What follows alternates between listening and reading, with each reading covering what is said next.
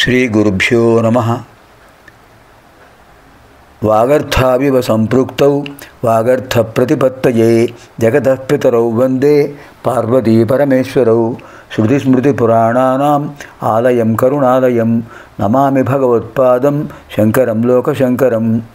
ఇప్పుడు మనం శివానందలహరి 27 స్తోత్రంలో ప్రవేశిస్తున్నాం.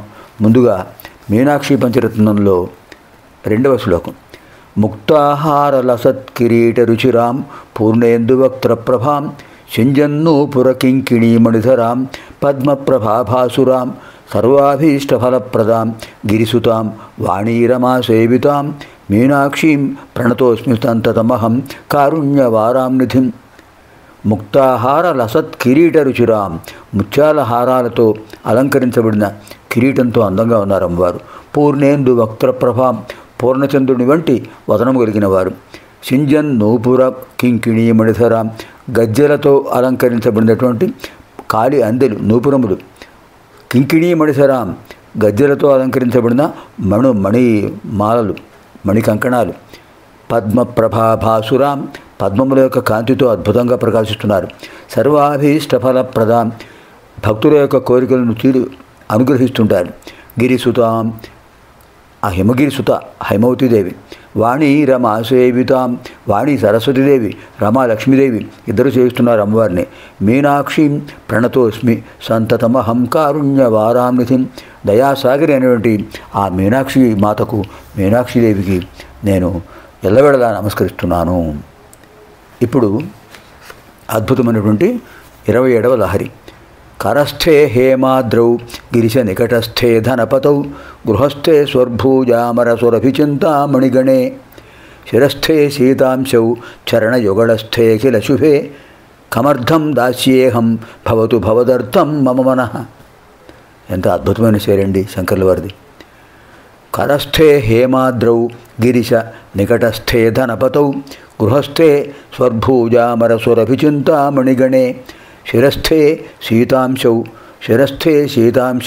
చరణయుగళస్థే కిల శుభే కమర్థం దాస్యేహం భవతు భవదర్థం మమ మనః. హే గిరిశ పరమేశ్వర, హేమాద్రౌ బంగారు కొండ మేరుపర్వతం కరస్థే నీ చేతిలో ఉంది. ధనపతౌ ధనానికి అధిపతి కుబేరుడు నికటస్థే మీ సమీపంలోనే ఉన్నాడు. స్వర్భూజామర సురభిచింతామణిగణే, స్వర్భూజ కల్పవృక్షం, అమరసురభి కామధేనువు, చింతామణులు, గణే ఇవన్నీ కూడా, ఈ సముదాయం అంతా కూడా గృహస్థే మీ ఇంట్లో ఉన్నాయి స్వామి, కైలాసంలో మీ సమీపంలో ఉన్నాయి. సీతాంశవు చల్లటి కిరణాలు అందించేడు చంద్రుడు ఎక్కడున్నాడు? శిరస్థే నీ శిరస్సుపై ఉన్నాడు. ఇన్ని శుభాలు ఉన్నాయి కదా. అంతేకాదు అఖిల శుభే చరణయుగళస్థే, అన్ని శుభాలను కలిగించే పాదపద్మాలు, మీ పాదపద్మాలు సామాన్యులైనవా స్వామి, వాటిని దర్శిస్తే చాలు సకల శుభాలు కలుగుతాయి.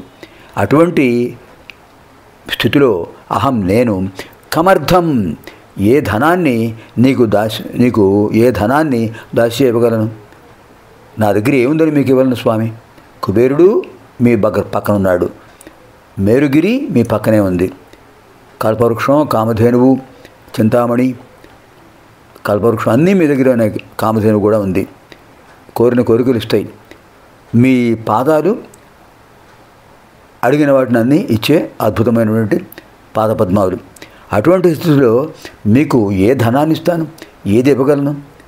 త్వదీయం వస్తు గోవింద తుభ్యమేవ సమర్పయే, మీరు ఇచ్చినవి మీకు ఇస్తాను, అంతకంటే నా దగ్గర ఏమున్నాయి స్వామి? అన్నీ మీ దగ్గర ఉన్నాయి, వాటిని నాకు అనుగ్రహిస్తున్నారు. విభూతి సుందరులు మీరు.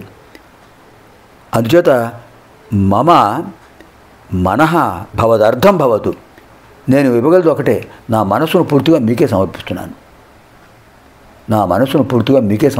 ఎందుకంటే నేనేం ఇవ్వగలను? ఎంత అద్భుతమైన భావం. కరస్థే హేమాద్రౌ గిరిశ నికటస్థే ధనపతౌ గృహస్థే స్వర్భూజామరసురభిచింతామణిగణే శిరస్థే సీతాంశౌ చరణయుగళస్థే కిల శుభే కమర్థం దాస్యేహం భవతు భవదర్థం మమ మనః. ఓ స్వామి, నీ చేతిలో బంగారు కొండ ఉన్నది. నవనిధులకు అధిపతి కుబేరుడు నీ దగ్గర ఉన్నాడు.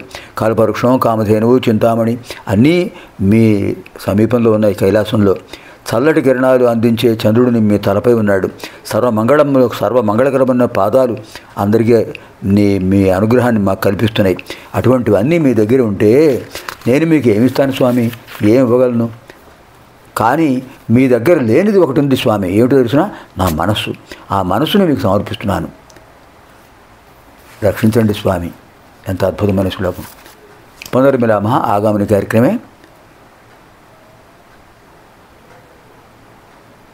అష్టావింశతితమ శ్లోకస్య అధ్యయన కార్యక్రమే.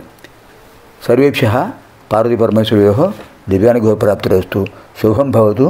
స్వస్తి.